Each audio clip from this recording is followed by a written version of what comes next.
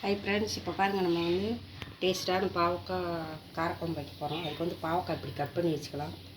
முத்தலாக இருந்தால் நடுவில் இருக்க விதையெல்லாம் எடுத்துகிட்டு இந்த மாதிரி கட் பண்ணி வச்சுக்கலாம். எண்ணெய் ஊற்றிக்கலாம். இப்போ பாவக்காய் ஃபஸ்ட்டு முதல்ல எண்ணெயில் வறுத்து எடுத்துக்கலாம்.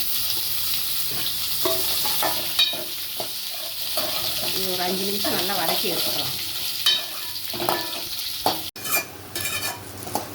இந்த அளவுக்கு வறுத்து எடுத்துக்கலாம். எண்ணெயில் போட்டு இந்த அளவுக்கு வறுத்தா போதும்.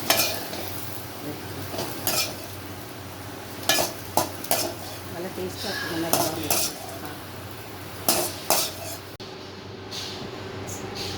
இப்போ வறுத்து வச்சாச்சு. இந்த மாதிரி வறுத்துக்கலாம்.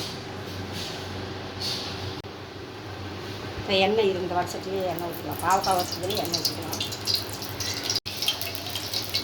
கடுகு போட்டுக்கலாம். வெந்தயம் கொஞ்சம் போட்டுக்கலாம்.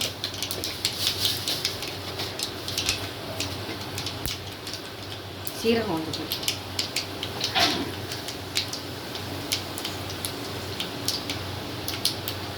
பூண்டு பண்ணி போட்டுக்கலாம். ஒரு சின்ன வெங்காயம் போட்டுக்கலாம்.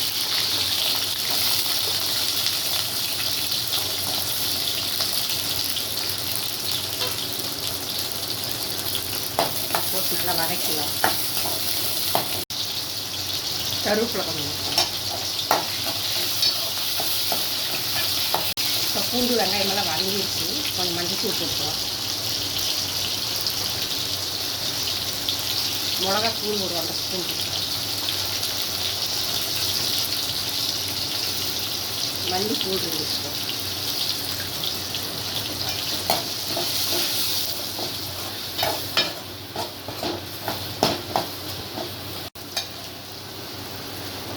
அரைச்சி வச்சு தக்காளி வச்சுக்கலாம். 3 தக்காளி.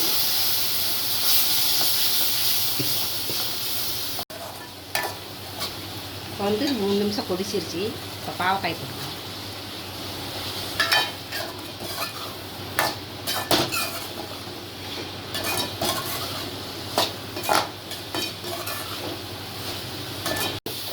இப்போ வந்து புளி ஒரு எலுமிச்சம்பழம் சின்ன எலுமிச்சம்பழத்தை புளி கரைச்சி வைக்கணும்.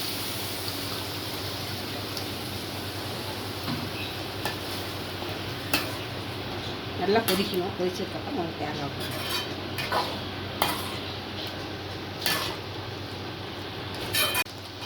இப்போ புளியெல்லாம் நல்லா பச்சை வாசம் போய் பாருங்கள். நல்லா கொதி வந்துருச்சு. புளி பச்சை வாசம் போனதுக்கப்புறம் தான் தேங்காய் ஊற்றணும். அரை மூடியிலையும் பாதி தேங்காய் கொஞ்சமாக ஊற்றணும். தண்ணி கலக்கணும்.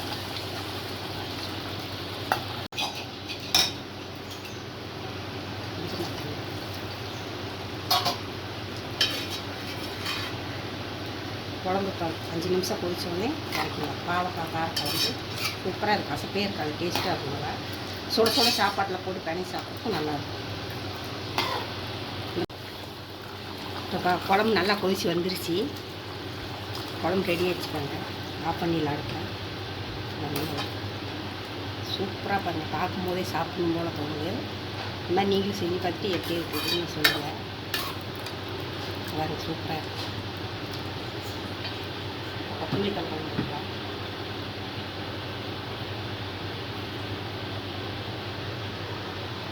நீங்களும் செஞ்சு பார்த்துட்டு எப்படி இருக்குன்னு சொல்லுங்கள். வாங்க சாப்பிட்லாம்.